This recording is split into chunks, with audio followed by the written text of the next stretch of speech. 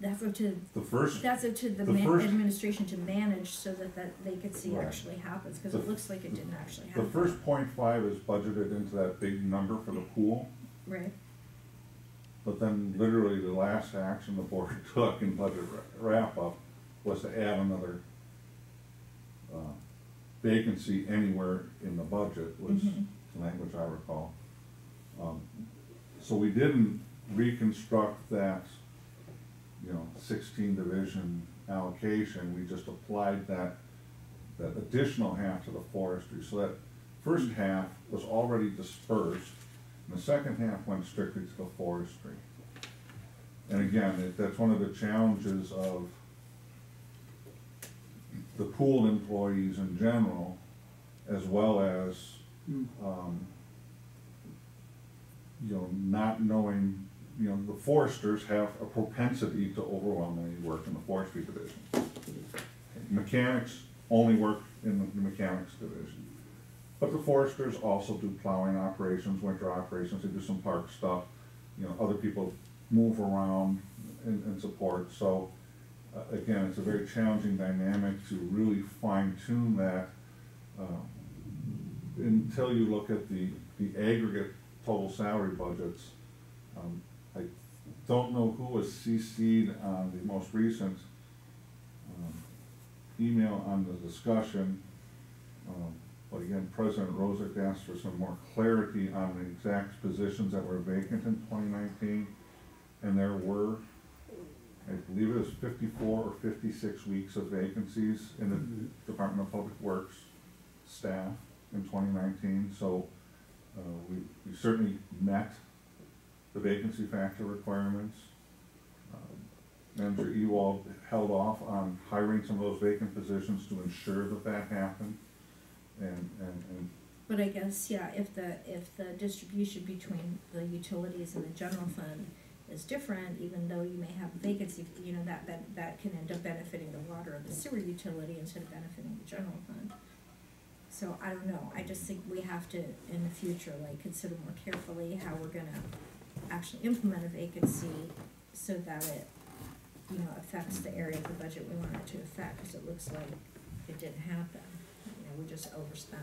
Yeah, well, I certainly understand that dilemma when you're talking about budgeting for vacancies that are for staff that aren't vacant right now, because you never know who's going to turn up vacant.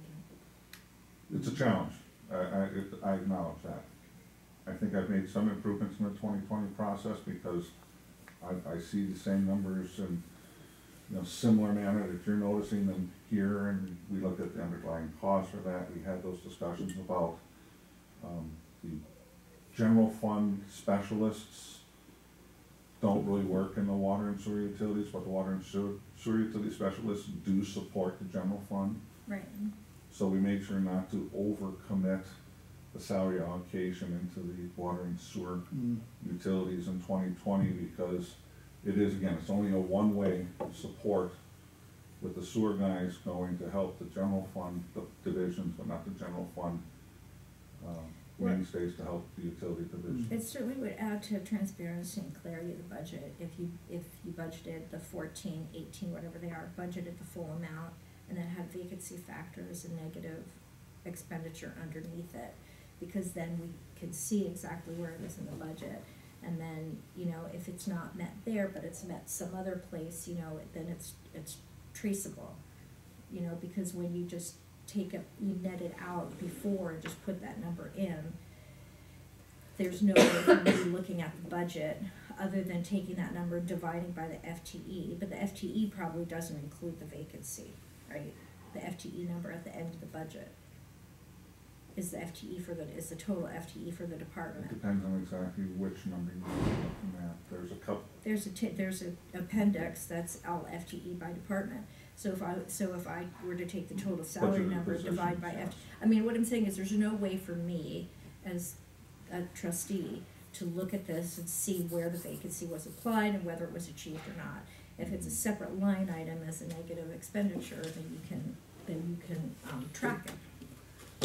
I can certainly follow up prior to the 2021 budget and just individually try to work through a process that might seem produce a better result from monitoring that, absolutely. The problems occurring if they're in the water utility or the one of the utilities, or if it's just forestry general,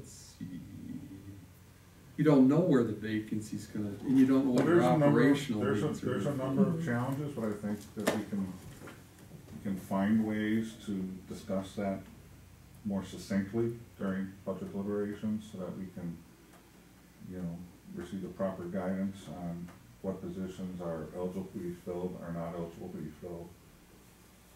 And you don't necessarily have to do it in DPW. I mean, if somebody in planning and building is out or is vacant for a while, you could accrue, if you have to make $100,000 in vacancy in a year, you can budget it wherever, but then when in your actuals, you can show that it was actually here in this department. And so then you'd be able to see, we did save, stretching out vacancies, we did save overall, whatever the number was, and you can actually show where that happened. I mean, the way it's presented here, there's just no way to, which is another, when I was looking at the capital projects, and for example,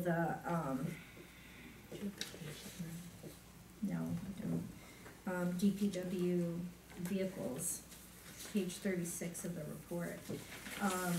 So there's like one from 2018 from reserves, and I know you were expecting to receive that and didn't, but that's why, so it wasn't budgeted.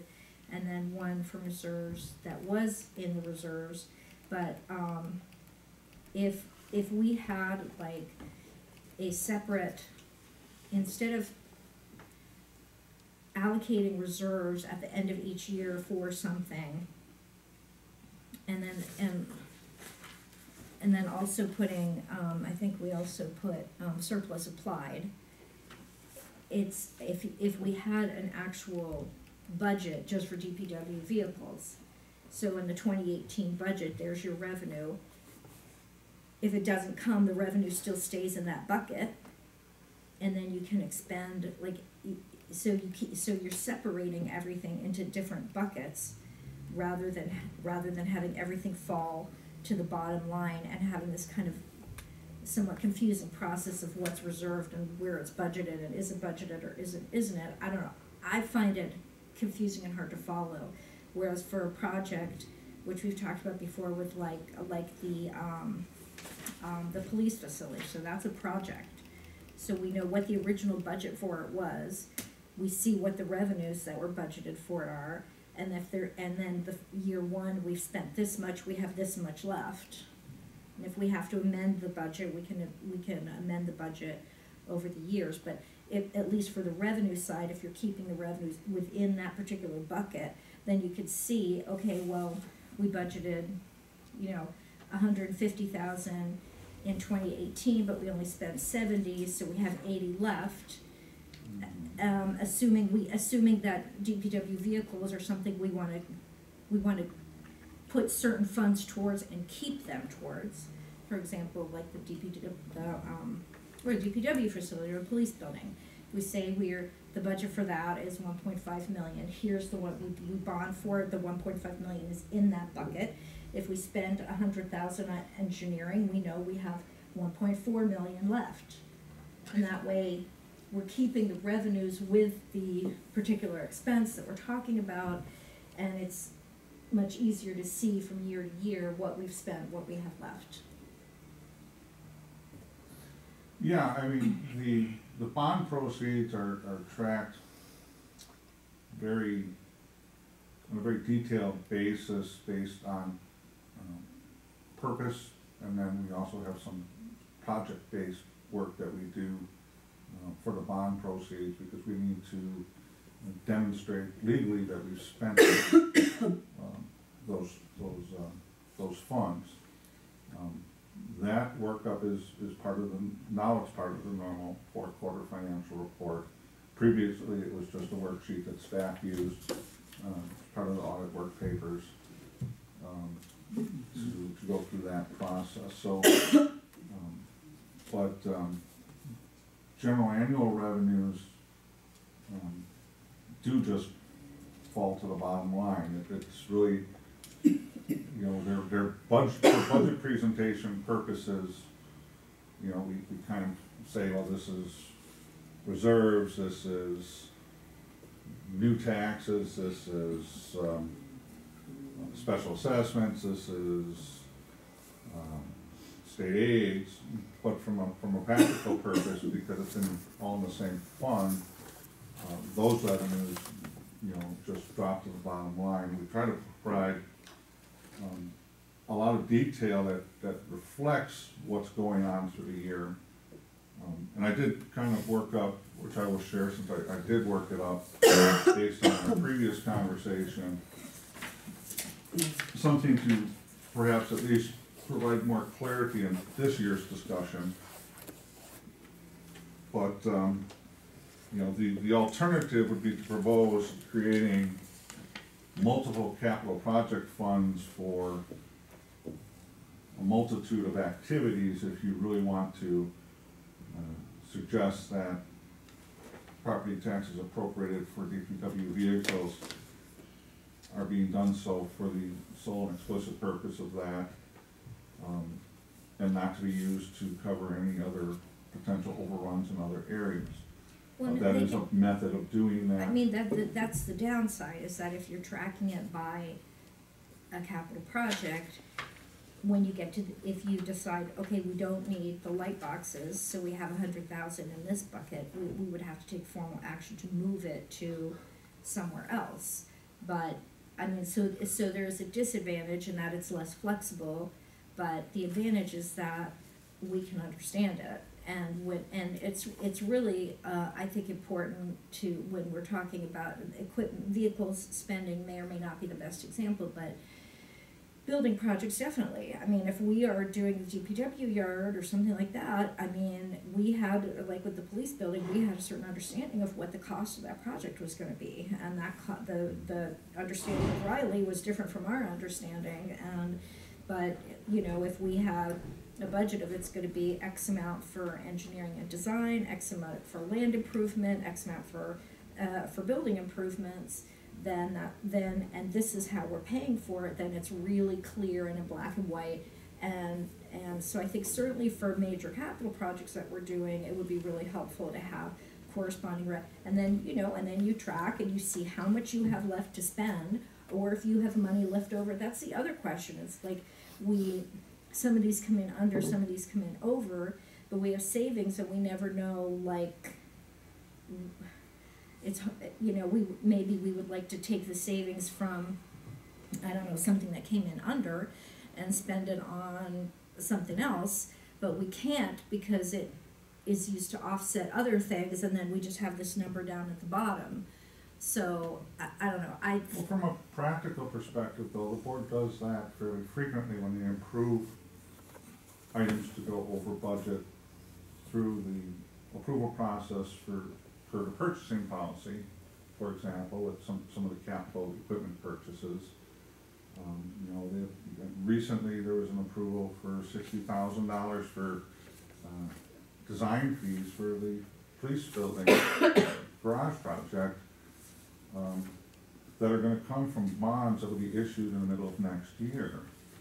So you have, effectively, you've approved the use of reserves to pay for that work before the bonds are in. So it's a very challenging situation, and I will certainly be open to looking at other possibilities, particularly as you state, for more major projects to you know, consider different ways to provide supplemental information so that we can all stay on track. We do have a number of things at the staff level working to monitor that, and that's also an ongoing process, so. But, I mean, it's not just, I mean, I feel like I mean, did we approve the e-poll books at 36,000? You did. We did approve that when it came through. Mhm. I mean, If it exceeds budget, the board has to approve it, so. I mean, I just find, like, I think having DPW vehicles, they're big enough, or maybe we want to put all vehicles in and say, okay, this is the, you know, then that way we would have the revenue from prior years and see that it hadn't been spent, and then we could move the, you know, it just would be set up in a way that would be, to me, understandable. I don't know what other people, maybe other people find this understandable, I don't know, but I don't find it understandable. And I don't think the public has a chance of trying to understand this. And we do have some obligation to, you know, make things clear for members of the public who might be wanting to know how we're spending money. Yeah, we attempt to do that with a line item detail of all the approved expenditure items. It shows the budgets and the actual and projected. There can always be additional enhancements to that. We can sort of try to work through some of those alternatives. It has been helpful, like on the Wilson and some of the bigger, where you've started providing we've requested updates by the project. I just get concerned about we get down into the weeds here. Well, that's where you talk about project level fiscal notes, right? I mean, we've made a lot of progress.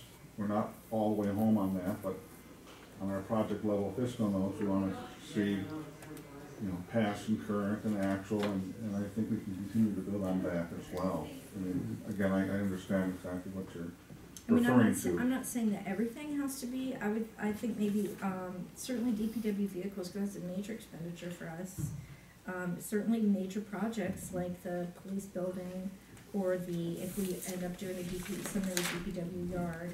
I mean, if it's small thing, I mean, large construction projects, I mean. Yeah, we easily could. But the other thing, and again, maybe it's not something you're accustomed to looking at, but on the page 34 of the quarterly report, you know, on that bottom section, it shows all the items being carried forward into the next year. So again, it's a triangle, and I acknowledge that as well.